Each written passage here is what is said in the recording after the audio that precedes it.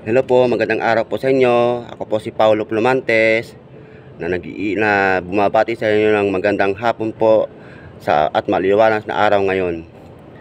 Meron po tayong konting kaalaman na ibabahagi sa inyo tungkol sa mga halamang gamot o mga dahon na ginagamit namin sa probinsya namin. Katulad nito.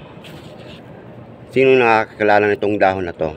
Itong dahon na to. Ito ay oregano.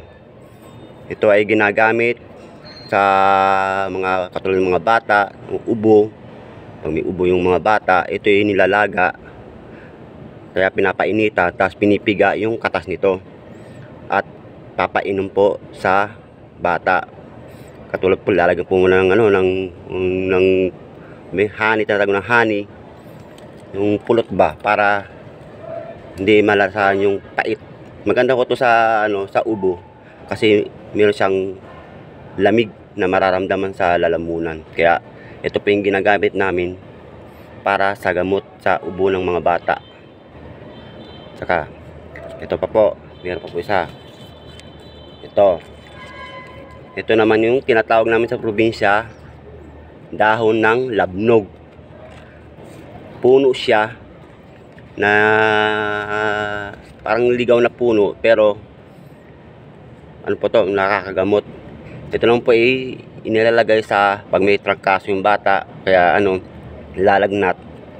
Ito po yung inilagay nila sa paligid ng ulo dito. Paligid ng ulo para sa sakit po ng ulo ng bata. Yan, ito po yung tinatawag na labnog. Pinapainitan po ito.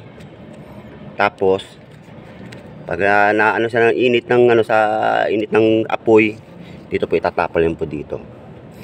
Para po gumaling yung sakit ng ulo ng bata.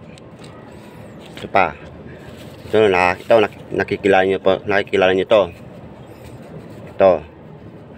Dahon ng sambong. Yan po. Ito naman yung dahon ng sambong. Ito yung nilalaga para naman sa mga bagong panganak na nanay. Ito yung nilalaga nila at ginagawang pampaligo para po iwas binat. Yun po yung sinasabi nila ng matatanda doon sa amin, probinsya namin. Ito yung dahon ng sambong. Yan mo, ang bango. Ayan po. Sa mga nakaabot po sa video kong ito, sa pati ng video ko na ito, paki-subscribe, i-share, at mag-comment rin po. At saka meron pa akong dahon na ito, hindi siya halamang gamot, pero napaka useful na ginagamit. Huwag lang siyang mapupunit. Ito yung ginagamit na dahon. Ito po yung dahon na ginagamit namin sa mga bukid po. Yan, diba, napakalapad, diba? Hindi siya halamang gamot, pero magagamit talaga. Ito po yung ginagamit namin. Alam mo na, pag tinatawag ng kalikasan, ito yung pinapahid namin dito.